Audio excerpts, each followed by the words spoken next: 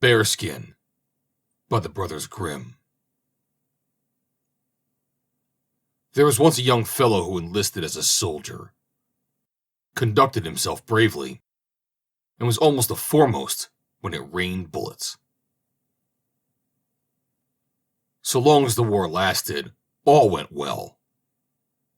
But when peace was made, he received his dismissal, and the captain said he might go where he liked. His parents were dead, and he had no longer a home. So he went to his brothers and begged them to take him in and keep him until war broke out again. The brothers, however, were hard-hearted and said, "What can we do with thee? Thou art of no use to us. Go and make a living for thyself." The soldier had nothing left but his gun. He took that on his shoulder and went forth into the world. He came to a wide heath on which nothing was to be seen but a circle of trees.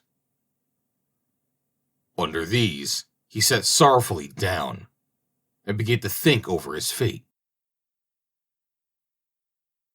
"I have no money," thought he. "I have learned no trade but that of fighting. And now that they have made peace, they don't want me any longer. So I see beforehand that I shall have to starve." All at once he heard a rustling, and when he looked round, a strange man stood before him, who wore a green coat and looked right stately, but had a hideous cloven foot. "I know already what thou art in need of," said the man. "Gold and possessions shalt thou have.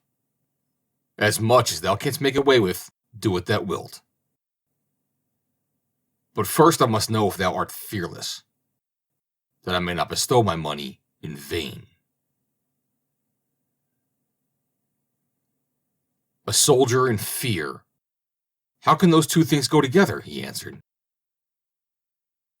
"Thou canst put me to the proof." "Very well then," answered the man. "Look behind thee." The soldier turned round and saw a large bear, which came growling towards him.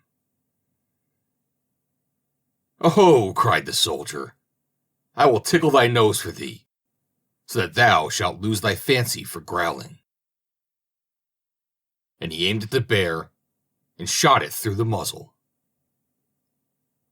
It fell down and never stirred again.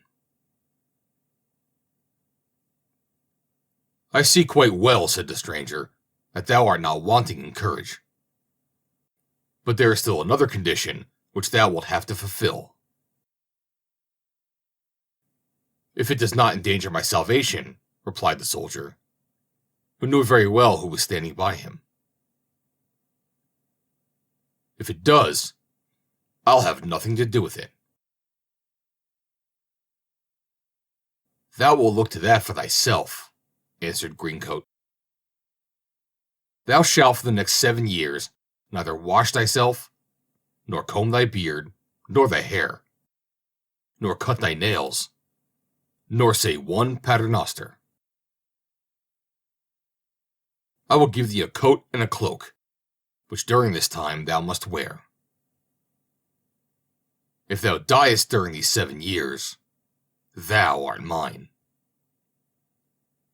If thou remainest alive, thou art free, and rich to boot, for all the rest of thy life."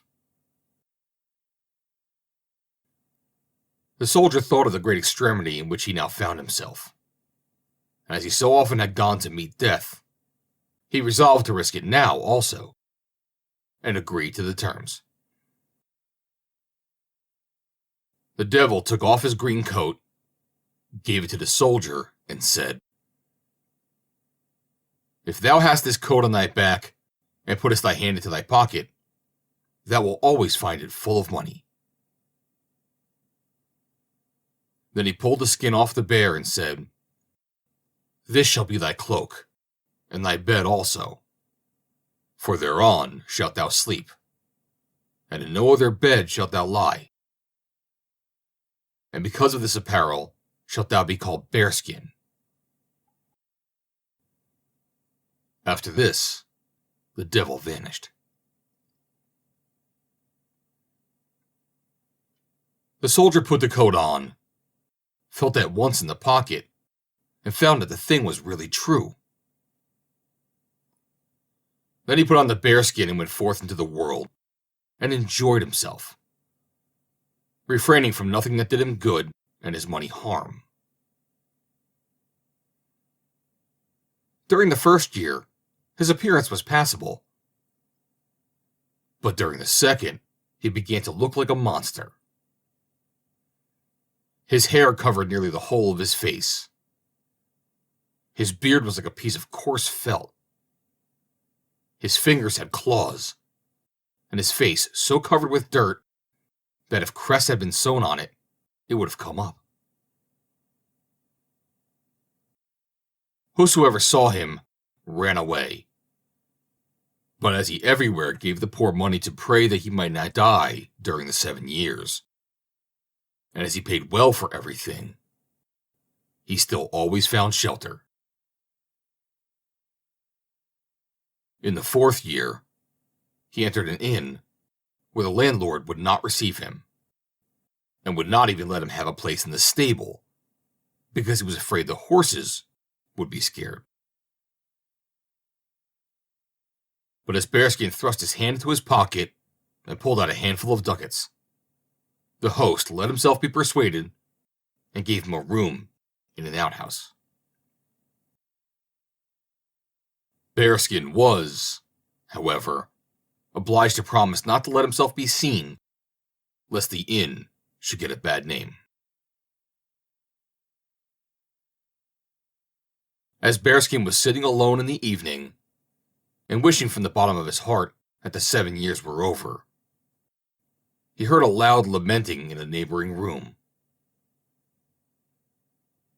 He had a compassionate heart, so he opened the door and saw an old man weeping bitterly and wringing his hands. Bearskin went nearer, but the man sprang to his feet and tried to escape from him.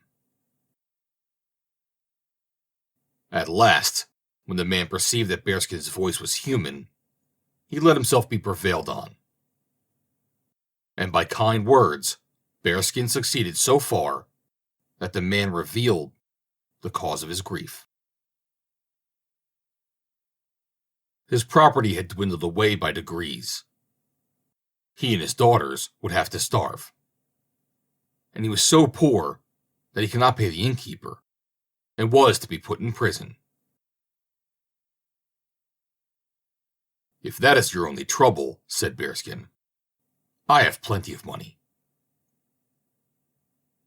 He caused the innkeeper to be brought thither, paid him, and put a purse full of gold into the poor old man's pocket besides.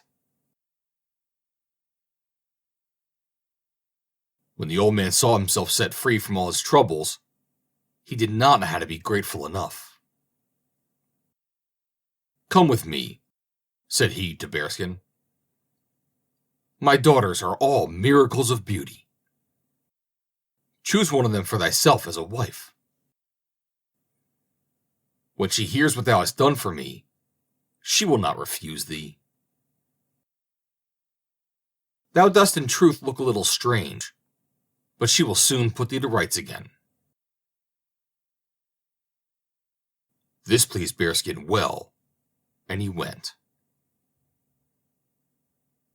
When the eldest saw him, she was so terribly alarmed at his face that she screamed and ran away. The second stood still and looked at him from head to foot. But then she said, "How can I accept a husband who no longer has a human form?" The shaven beard that once was there and passed itself off for a man pleased me far better, for at any rate it wore a hussar's dress and white gloves. If it were nothing but ugliness, I might get used to that. The youngest, however, said, "Dear father, that must be a good man to have helped you out of your trouble. So if you have promised him a bride for doing it, your promise must be kept." It was a pity that Bearskin's face was covered with dirt and with hair, for if not, they might have seen how delighted he was when he heard these words. He took a ring from his finger, broke it in two, and gave her one half. The other he kept for himself. He wrote his name, however, on her half, and hers on his, and begged her to keep her peace carefully. And then he took his leave and said, "I must still wander about for 3 years. And if I do not return then, thou art free, for I shall be dead. But pray God to preserve my life." The poor betrothed bride dressed herself entirely in black, and when she thought of her future bridegroom, tears came into her eyes. Nothing but contempt and mockery fell to her lot from her sisters. "Take care," said the eldest. "If thou givest him thy hand, he will strike his claws into it." "Beware," said the second. "Bears like sweet things, and if he takes a fancy to thee, he will eat thee up." "Thou must always do as he likes," began the elder again, "or else he will growl." And the second continued, "But the wedding will be a merry one, for bears dance well." The bride was silent, and did not let them vex her. Bearskin, however, traveled about the world from one place to another, did good where he was able, and gave generously to the poor, that they might pray for him. At length, as the last day of the 7 years dawned, he went once more out to the heath, and seated himself beneath the circle of trees. It was not long before the wind whistled, and the devil stood before him and looked angrily at him. Then he threw Bearskin his old coat, and asked for his own green one back. "We have not got so far as that yet," answered Bearskin. "Thou must first make me clean." Whether the devil liked it or not, he was forced to fetch water, and wash Bearskin, comb his hair, and cut his nails. After this, he looked like a brave soldier, and was much handsomer than he had ever been before. When the devil had gone away, Bearskin was quite light-hearted. He went into the town, put on a magnificent velvet coat, seated himself in a carriage drawn by 4 white horses, and drove to his bride's house. No one recognized him. The father took him for a distinguished general, and led him into the room where his daughters were sitting. He was forced to place himself between the 2 eldest. They helped him to wine, gave him the best pieces of meat, and felt that in all the world they had never seen a handsomer man. The bride, however, sat opposite to him in her black dress, and never raised her eyes, nor spoke a word. When at length he asked the father if he would give him one of his daughters to wife, the 2 eldest jumped up, ran into their bedrooms to put on splendid dresses, for each of them fancied she was the chosen one.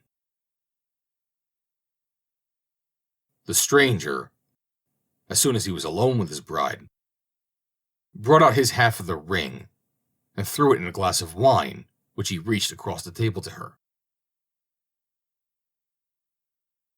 She took the wine, but when she had drunk it and found the half ring lying at the bottom, her heart began to beat.